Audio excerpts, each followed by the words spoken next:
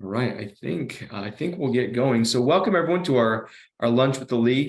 Today we're here talking about water, and I'm excited. We've got representatives from Division of Drinking Water, Division of Water Quality, and Department of Water Resources. Really excited to hear what they have to say, give us updates. I think we're all excited that the overall water updates are not as red and orange as they were last year when we look at a statewide map. So in a better place, but still plenty of work that we need to do in the space. So with that, Candice, I will turn it over to you and allow you to introduce yourself and go on your presentation. Great, thanks, Justin. I'm Candice Hasenyger. I'm the director here at the Division of Water Resources, and mainly going to focus. I didn't do as much of the water supply update, but happy to chat about that too if anyone has any specific questions, but really talk about kind of where we're at with water conservation, as we know that if we're not in drought, we're preparing for our next drought. So that's kind of the message I have to share with you. And it is saying I'm not able to share my screen yet. We should fix that. Oh, there it goes. There we go. Someone's fast. Go ahead and share this slideshow. Is that coming through for you guys okay? Great. Let me actually just make sure I'm seeing the same thing you guys are. I'll put it over here. Thanks for your patience. Okay, let's get going. So Candice, I think we just lost it on our screen. We had it a second ago. Okay, sorry about that. Let me try again.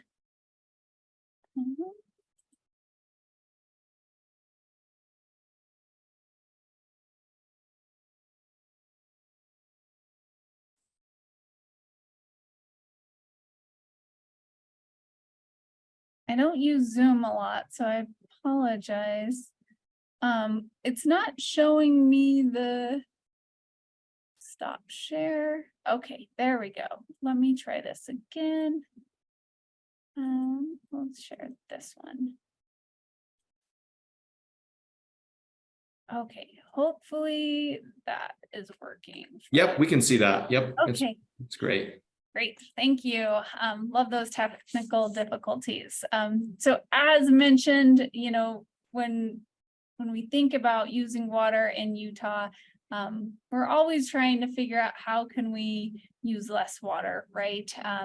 There's a need with our limited water supply that we're using our current supplies as wisely as possible.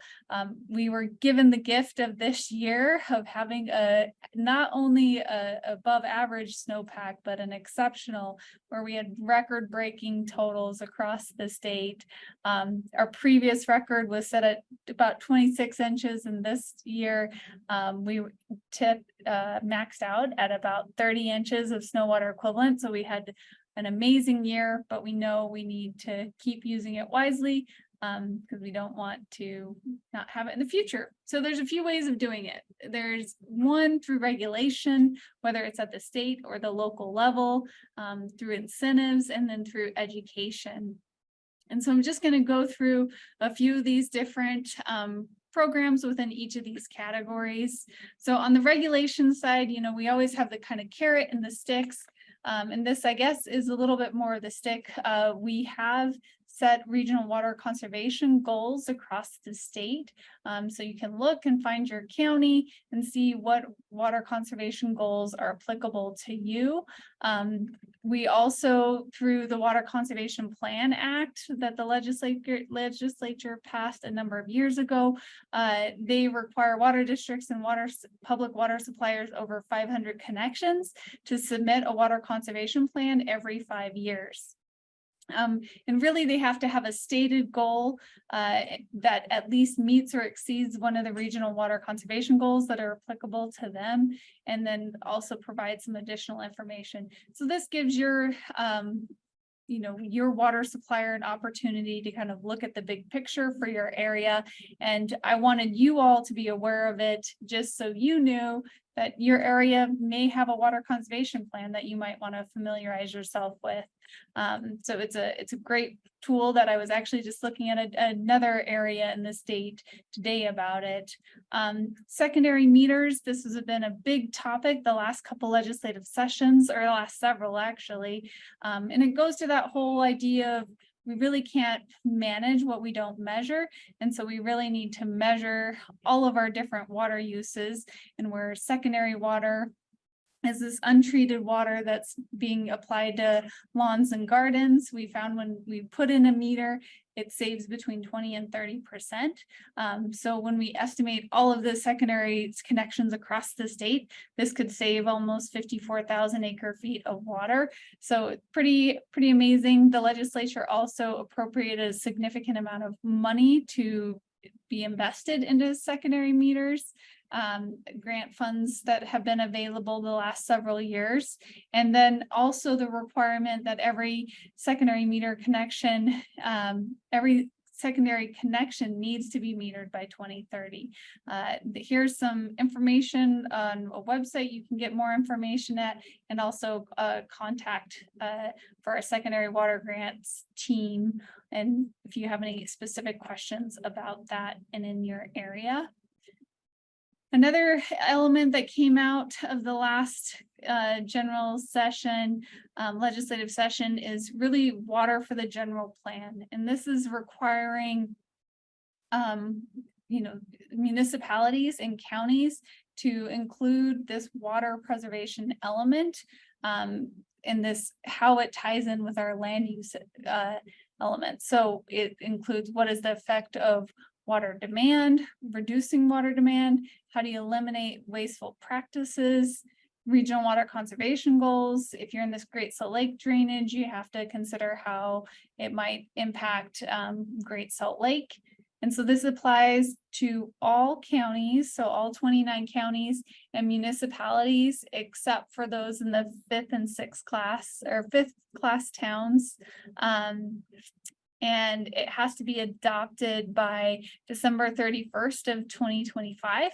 That being said, we do have some resources available from a technical perspective, and we are in the process of hiring someone as well for this effort, but we do have some good staff on board right now who can help out if you guys have any questions, and happy to have more discussions about that and what could be included in it. We do on this website have some really great information on kind of getting started and where you should go from here. Let's talk real quick about incentives. There's been a lot of effort to try to figure out ways to incentivize people in using less water. This is kind of an interesting chart. When the legislature asked, where should we put money toward water conservation? We went through this process where we estimated kind of how much will $1 million stretch in these different areas and how many acre feet per $1 million invested would be saved.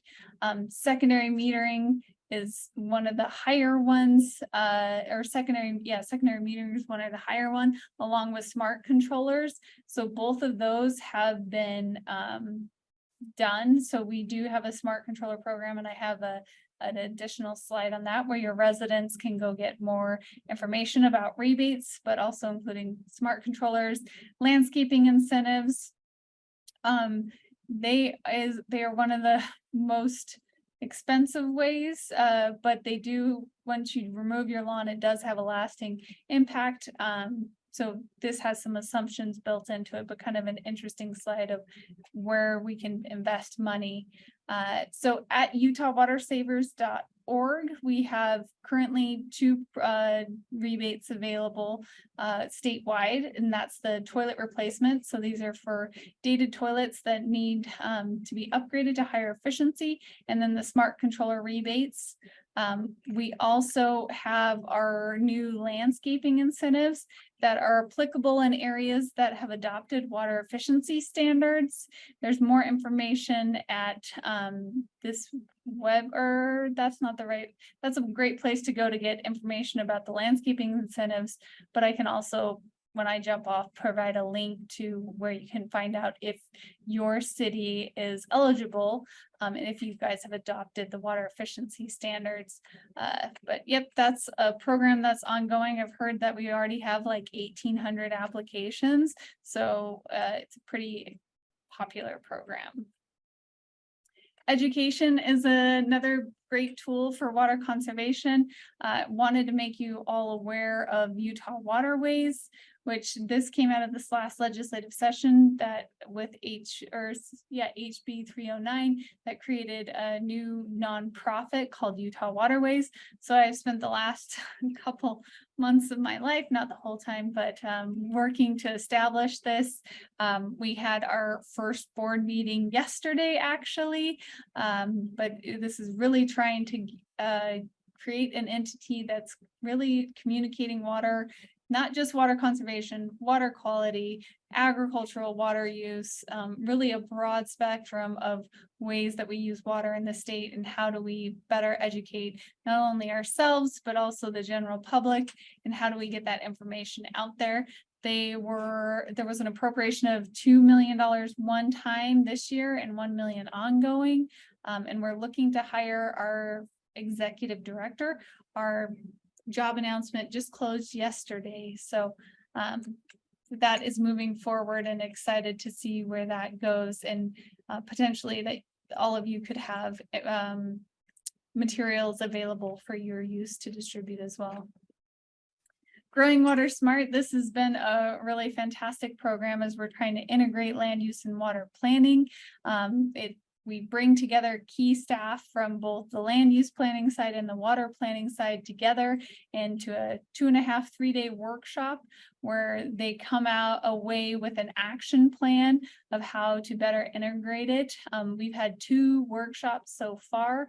Our first one was at Wheeler Farm last November, and then our second one was up at USU just June last month. So we've had over 60 participants, 19 communities, and they all left to implement how to do this. So it's a great tool if you're trying to figure out how you're going to do water for the general plan. This is kind of a really good Kickstarter to get there. We will have another application period opened probably later this year for you. If you're interested to apply, you can get more information at that integrated water and land planning website. We also have social media that's available for all of you guys to use, like our weekly lawn watering guide, and provide additional information to help. So recommend that you follow us and share our content, and we're happy to do the same. We've developed a couple new websites over the last couple of years, the greatsaltlake.utah.gov, where you can find all things Great Salt Lake, and then drought.utah.gov as well. With all the interconnections between those two, they've been a really great way to kind of focus the information and get information to people on these different topics. Once again, you can find us, we're all over online, and happy to answer any questions. All right, thank you, Candice, and I'm hopeful. I'm assuming we can get those slides from you and we can share that out. I'd say when I was with the state, I thought I had the most websites for an office, but you might be winning. You've got a lot going on there. So if you have any questions for Candice, we have a couple minutes there. Throw them in the Q&A, and we'll see if we can answer them.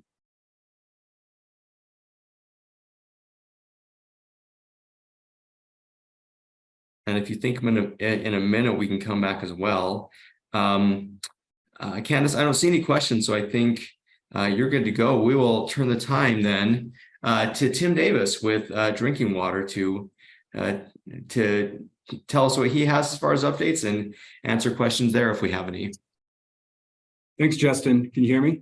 Yep, you're good. Okay, great. And it says there's 2 Tim Davises. So I'm actually the real Tim Davis when John Mackey starts to talk. So thanks for the opportunity. I'll start in a place where Candice also talked about. The legislature did create the new requirements for integrated water and growth planning, and they funded 3 different positions to help cities and counties do that planning. One of those is in Candice's shop. She talked about she's hiring that position. One of them is in the Utah Department of Ag and Food, and that's really to work with the nexus of ag water and growing communities, where you've got ditches, you've got irrigators who may have infrastructure with inside of a growing city or town, or as a city or town grows. So creating integrating that type of planning. And then it funded a position with the Division of Drinking Water. And that's really to help you plan for growth, your drinking water infrastructure, your storage, and your source and supply. So it's both growth and conservation as you're growing. So if you are undertaking master planning, or would be interested in undertaking master planning for your drinking water infrastructure, we will have somebody on board in the next month or two to help you take that on. So please let us know. Justin, we'll get you an announcement when we have that position filled. And it's exciting for me. It's been one of the arrows that's been missing from the Division of Drinking Water's quiver, is really to help cities and towns, water systems across the state plan for growth instead of just reacting to it. So I'm excited about it. We'll share more information once that position's up and running.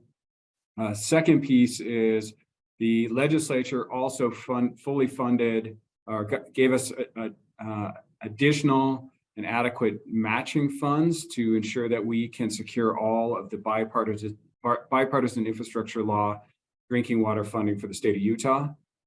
Previously, we only had adequate funding for the first 2 of the 5 years. So this allows the state of Utah to secure $90 million more than we were able to prior to the session for drinking water infrastructure. And that goes through our drinking water state revolving fund. That's for both grants and loans. Grants would be for disadvantaged communities, which is defined as with 2 hardship criteria. 80th percentile, a community is at 80th percentile or less of this median state adjusted gross income, or your local water rates exceed 1.75% of your local median adjusted gross income. So if you don't meet either of those criteria, though, we are able to provide, the Drinking Water Board can provide low interest loans, typically below 3% loans, which, 2 years ago, that didn't seem very low, but it seems fairly low at this time. So if you're looking at needing to do either secure a new drinking water source, upgrade your system, or renovate it, please let us know, and our drinking water state revolving fund staff can work with you on your application and help you go in front of the Drinking Water Board. There are also 2 other sources of funding that we have available through the bipartisan infrastructure law. All community water systems, this is the EPA requirement, all community water systems have to complete an initial lead service line inventory by October 2024. So we have funding around $28 million per year of the bipartisan infrastructure law to help provide grants and loans to communities to complete those lead service line inventories, and then to go replace lead service lines that you find. So currently, we have a simplified grant process for $100,000 for grant or loan, and we had opened that up earlier in the year. We will be reopening that application process. So it's a much simpler process than our normal drinking water state revolving fund process. So if you're interested, you need funding to complete your lead service line inventories, we will be reopening that $100,000 grant and loan application process again in the next month. So please look for that. Justin will share that with you when that's ready as well. You can also apply for our normal drinking water state revolving fund if you need more funding than that $100,000. And then lastly, we contracted with Sunrise Engineering to be able to provide direct technical assistance to smaller water systems across the states water systems communities that serve less than 10,000 people. So if you'd like to, there's an application process for that direct technical assistance for small water systems on our website. If you're interested, again, I'll share that link with Justin so we can share it with you going forward. And then we also have funding for what's known as emerging contaminants. So this is probably all of you have heard about PFAS, PFOA, forever chemicals is another name that they're known as. EPA is in the process of adopting a draft maximum contaminant level for PFAS, PFOA, and a variety of other similar contaminants. They're anticipating that they will have that new standard will be finalized by the end of this calendar year. We are going to be moving forward with contacting all community water systems, small community water systems, less than 3,300 people, to help them do sampling and pay for sampling upfront before that new rule comes into effect, the new standard comes into effect.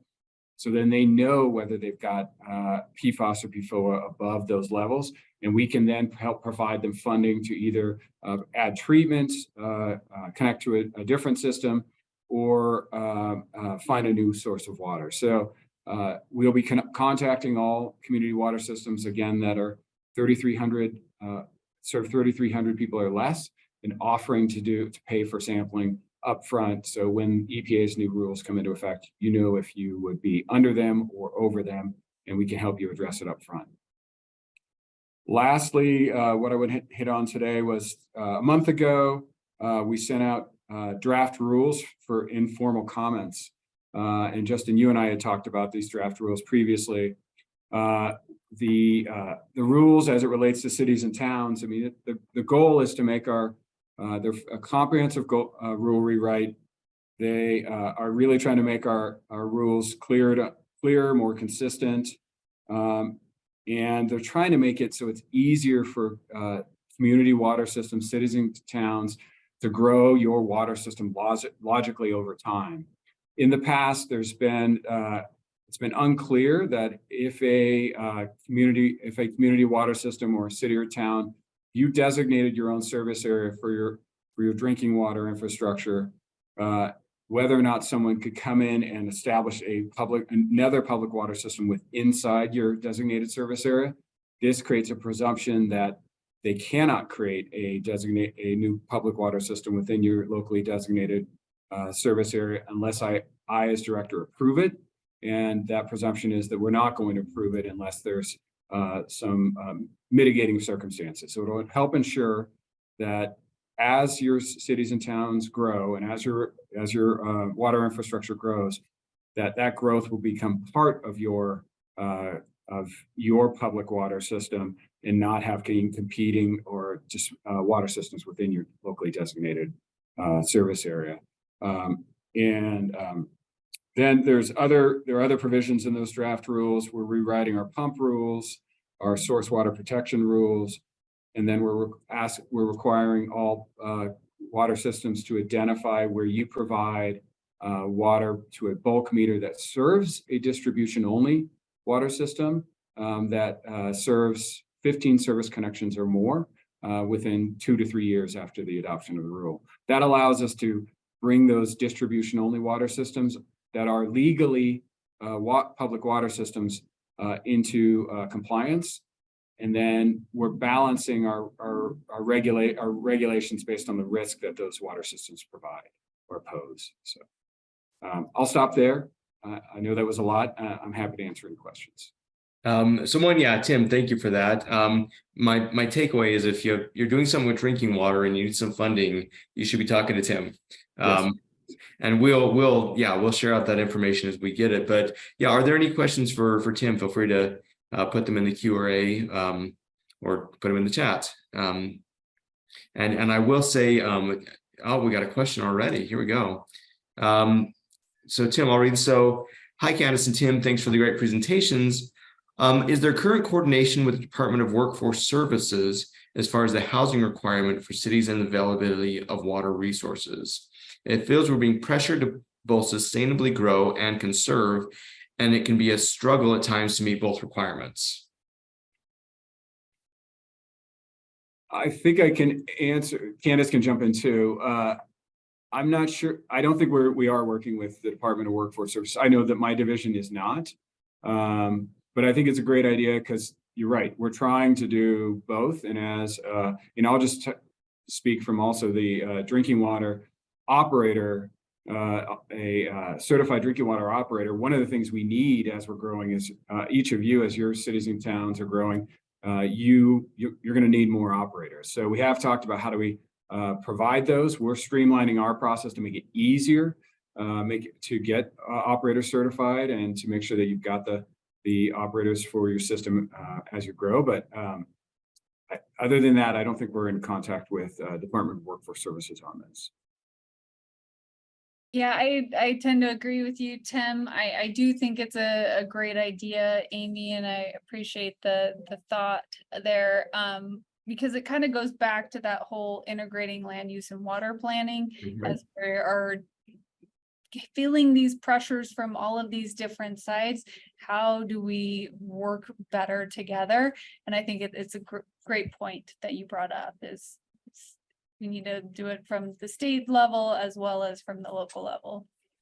The other thing I'll mention on that one is I think this is a great question. It's a key question. The UEOC, the Unified Economic Opportunity Commissions, one of the subgroups, the Growth and Alignment subgroup, one of the, I don't even know how many subgroups there are in the UEOC at this point, but this is one of the things that they've been talking about is how do we align all these different and competing sometimes needs that we have.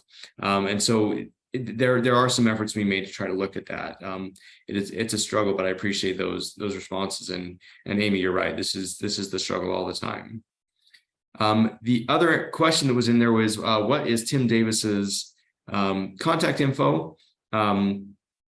It's Tim Davis at utah.gov, TIMDAVIS at utah.gov.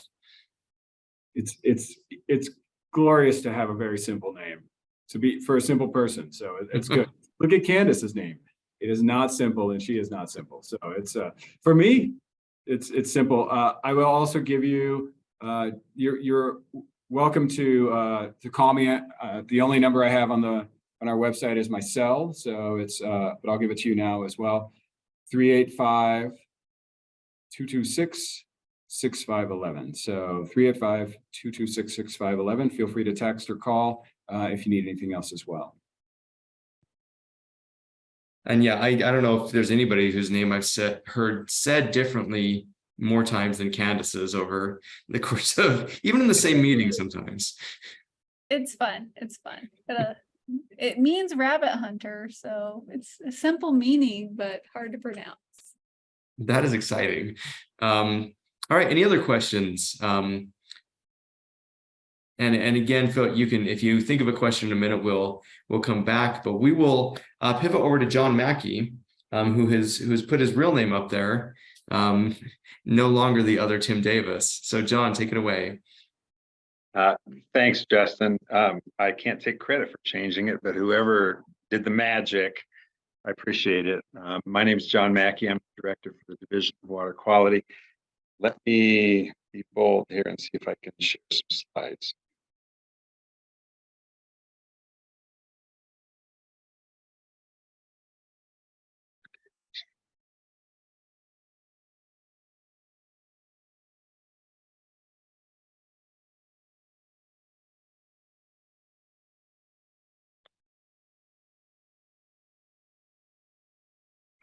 Are you seeing the slides or you seeing full screen slides? I'm seeing the full screen, yeah. Well, that is fantastic. Again, Division of Water Quality. Going to try to move through these slides fairly quickly and just focus on a few things. But just to let you know a little bit about us.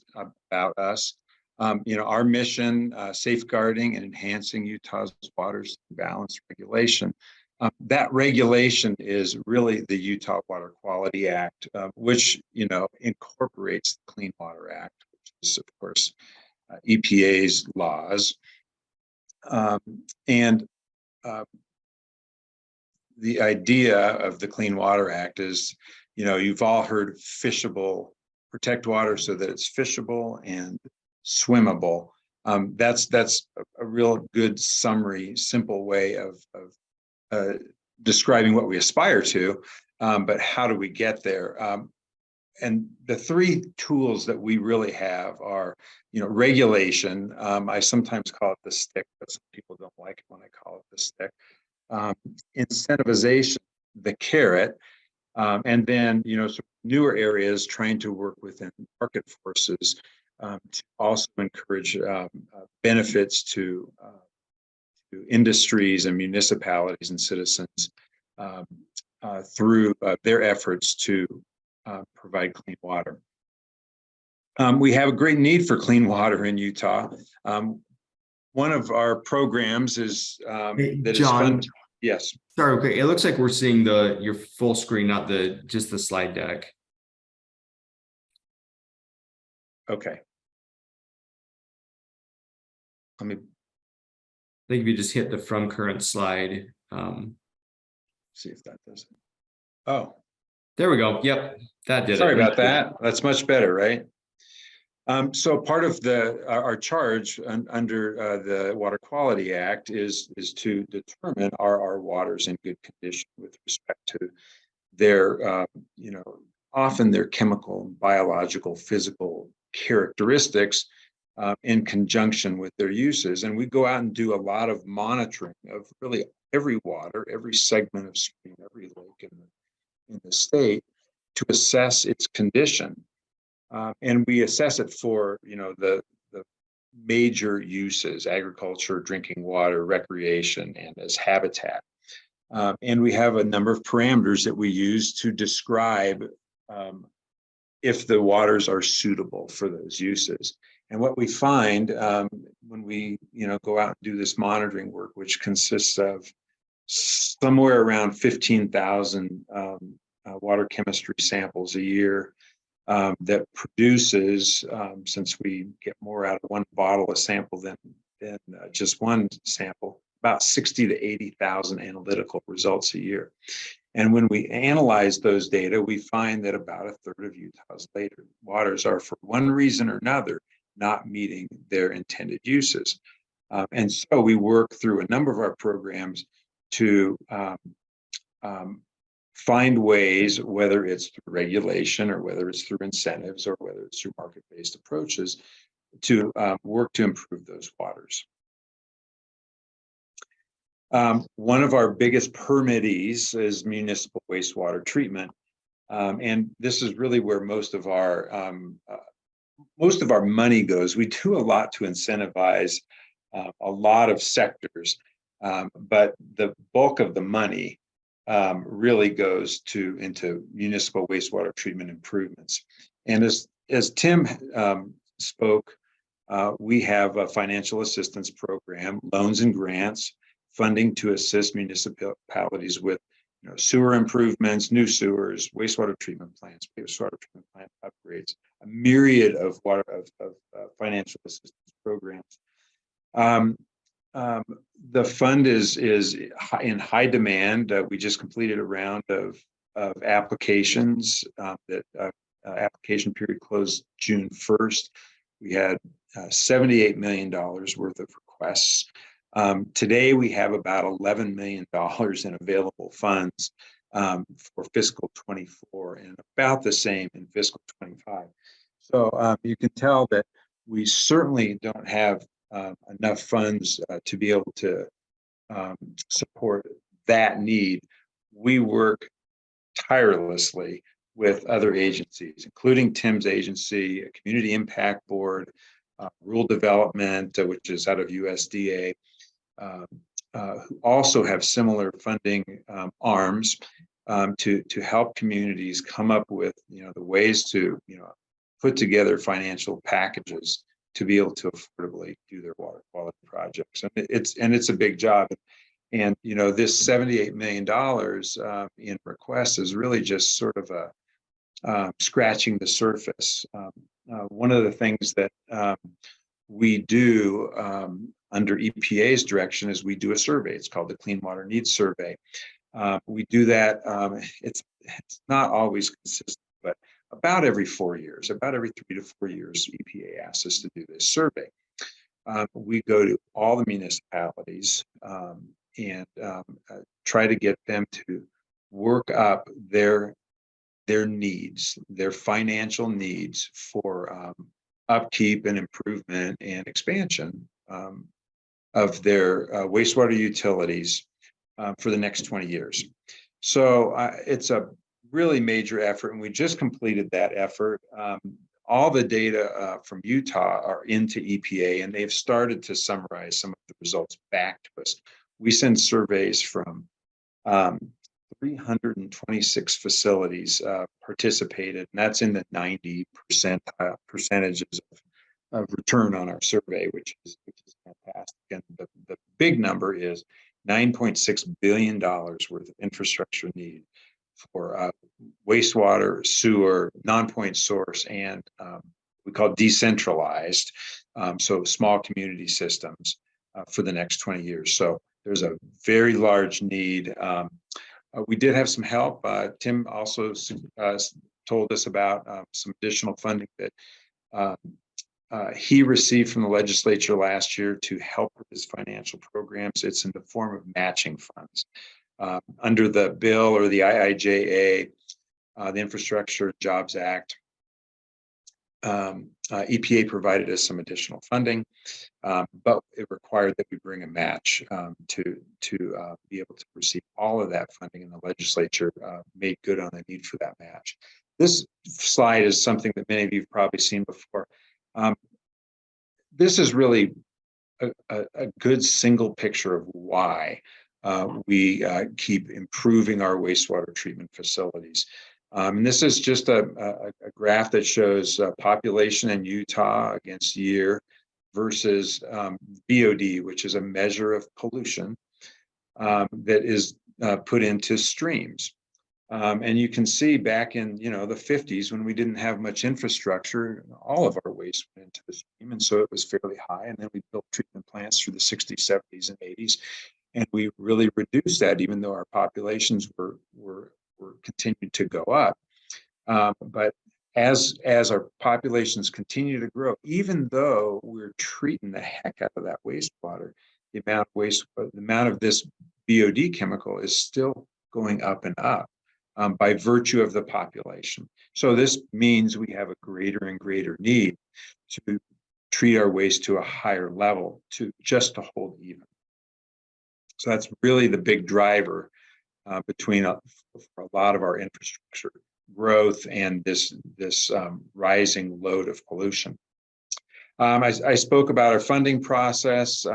We have a little bit of grant funding, and we have a financial burden evaluation. My staff can walk you through how that works. We do use the median adjusted gross household income as our primary indicator for when we're able to offer grant. We don't have very much, but $2 to $3 or $4 million a year in either grant or principal forgiveness available, based on the need as defined by our financial analysis. So asset management, a couple of years ago, 2 years ago, in fact, HB 269 kicked in and required us, as well as resources and drinking water, to require that utilities who receive financial assistance to implement an asset management program. This is something that I think has been enacted and ruled now by all of the agencies. This is kind of a challenging thing. Asset management means a lot of things, different things for different people and for different sizes of organizations.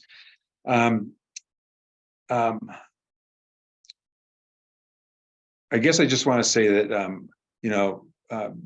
this is a good thing to take a look at. It's being required of your water and wastewater utilities. There's been a lot of great successes. I think the state is really touted UDOT's financial management and asset management programs to being able to sustain their infrastructure at a level of service that really serves the state well. Congressionally directed infrastructure funds. These are funds that are available through your the congressional delegation. The source of the funds actually came out of our pot, the pots that I was just talking about with our financial assistance, and for the same purpose, but it is pure grant money. So you can go to your representatives and these have and I think have been successful in receiving these amounts of those funds, and that is expected to continue.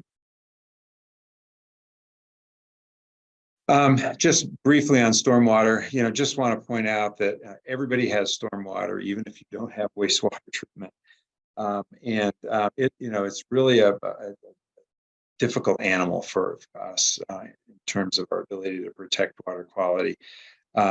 It's not a single point source that can be easily controlled with a wastewater treatment plant. It's hundreds of, if not thousands, of point sources. So there are a set of regulations. I'm sure you're all familiar with the permits that you operate stormwater under. There are a couple of changes that are recent changes in stormwater.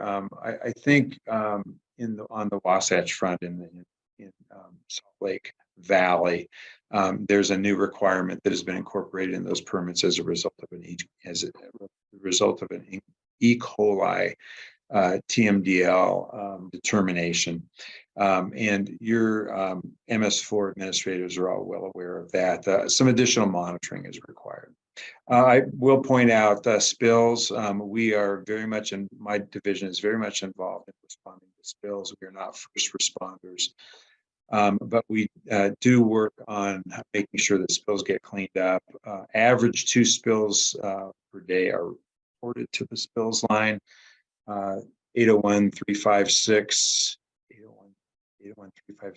4123 is the spills hotline, and it's very challenging, and I guess thank you for you who have emergency services within your municipalities, for fire departments especially, who get out onto the highways and work to clean up these spills. Everything that hits the ground ends up in the water, and it is a huge pollution load that is very difficult to deal with. So algal blooms. I think I'm probably going to end on algal blooms, although I have a few other slides on the Great Salt Lake, just because it's algae bloom season. And the temperatures have warmed up, and we had boats out on Provo Bay 2 days ago, and the algae was pretty thick, sort of like what you're seeing here.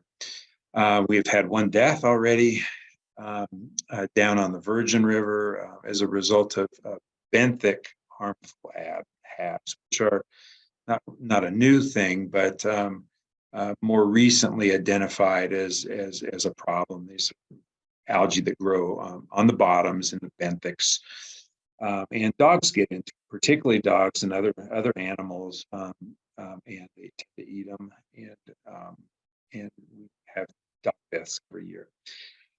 So we run an advisory program. We have monitoring teams and a number of cooperators through health departments, communities, and federal agencies who go out and help us monitor reservoirs and streams for algae conditions. We do the science, we do the analysis to determine what the levels are of harmful algae blooms, as well as levels of toxins, whether or not we're reaching threshold levels that are put humans and pets and other animals at risk. So we put all that information, make all that information through our advisory program on our website. But when there are closures, when there's the need to close beaches, usually, because what happens is these scums, as you can see in this picture, float up on the beaches, so they concentrate the algae, and so it becomes more concentrations of the algae and their toxins. we partner with health departments to actually do health advisory. And what the difference is an advisory is you'll get a posting out on the beaches. And then we work very hard to close out those postings because people want to get back to the beach, and communities want postings only to last as long as they're valid. Last year, there were around 30 health advisories, and there were 222, I think, or 21 all clear notices. That means there was a flag raised, and advisory wasn't necessarily issued, but all clears were given so that people got the information that those waters were safe to recreate.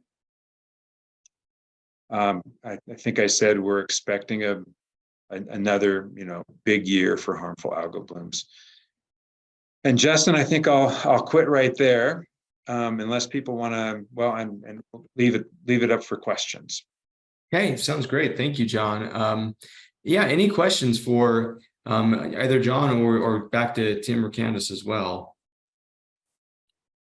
And if anybody's thinking a question, I'm going to ask one question to all three of you. So anyone feel free to jump in on this one. Looking at, not that any of us ever look forward to the legislative session, but looking out into the legislative session, we've done a lot in water the last few years. There's been a lot going on. So Candice, Tim, John, are there any big things you see coming up in this next legislative session that we should have on our radars for cities and towns?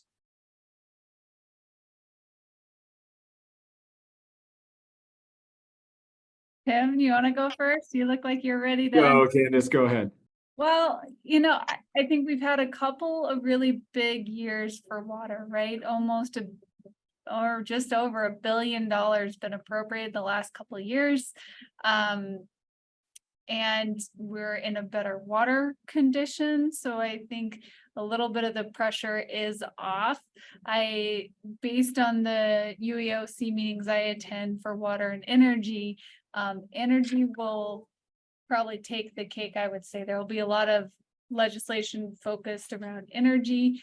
And we are all probably pretty aware that there's a nexus between water and energy.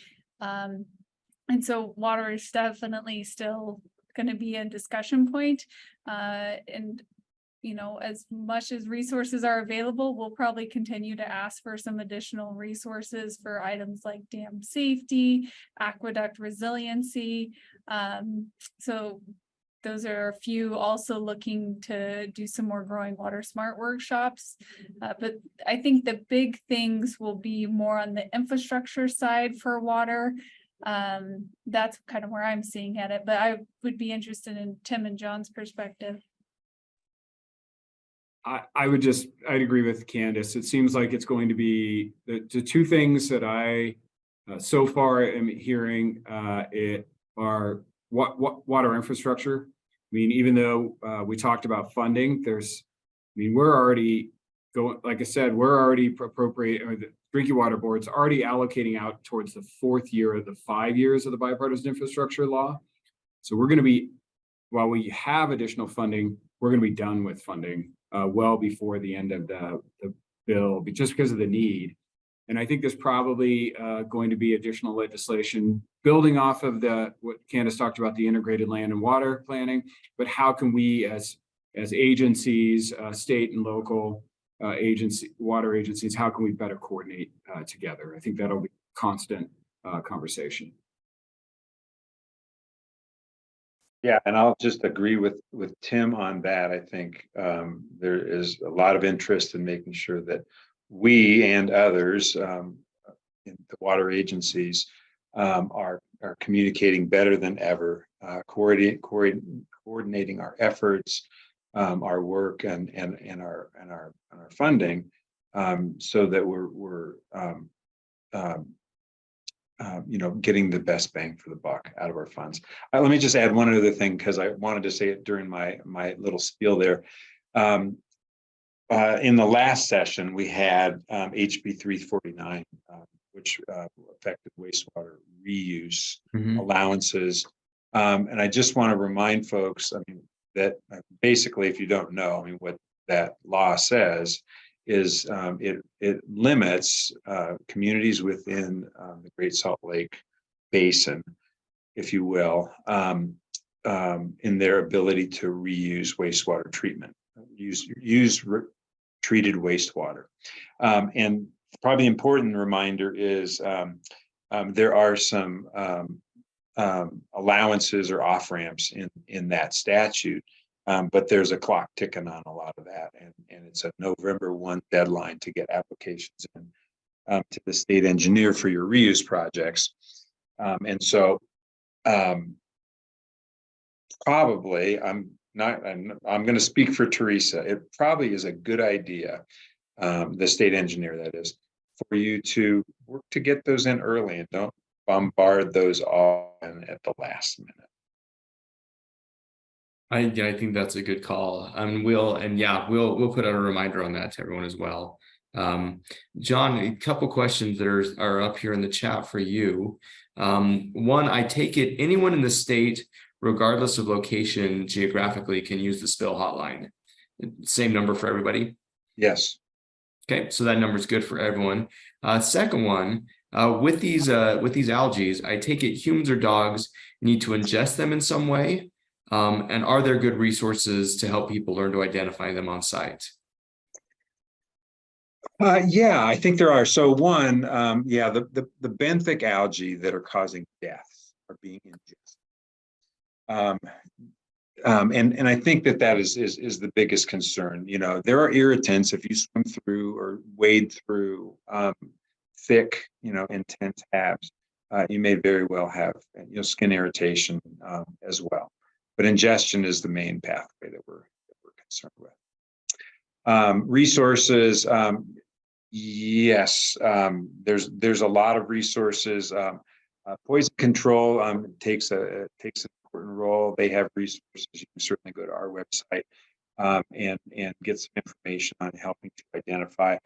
Identifying them is kind of hard because they can be there. The organisms that create the toxins can be there and not be creating toxins. So sometimes you can see, a lot of algae, but there are no toxins present. So it's a little bit confusing, and that's why we get out when we report that the things are blooming. It's really because things got green. But yeah, certainly there's information through us. Local health departments also support this effort, and they have information on their websites. And then I just put in the chat a link to DEQ's website that talks about identifying them and what are they. So it looks like a lot of good stuff there. All right, we're about at time there. I think we have time for about one more question if anybody has it. Or any final comments, Candice, Tim, or John? Nope, just thanks for having us here, and stay cool. Yeah, thanks for the invitation. Yep, really appreciate you guys. Thank you. And then, and sorry, one more question has popped up. I may have missed it, but what was the concern with wastewater treatment? I no longer allowing programs after November. John, do you want to answer that one real quick? Yeah, sure. That has to do with HB 349 passed last year, where, in my words, there's a ban placed on new wastewater reuse projects. There are some exceptions, but that statute kicks in after November 1st, I think, or the deadline for submitting a reuse project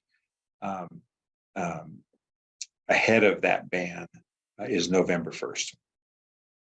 So that's in 73(3)(c), Water Reuse Act, I believe, Wastewater Reuse Act. Yep, and we will. That was an interesting bill. We were able to negotiate several of those exceptions in there. So most cities that have an existing project should be captured within those exceptions. But we'll remember to share that out in Friday Facts.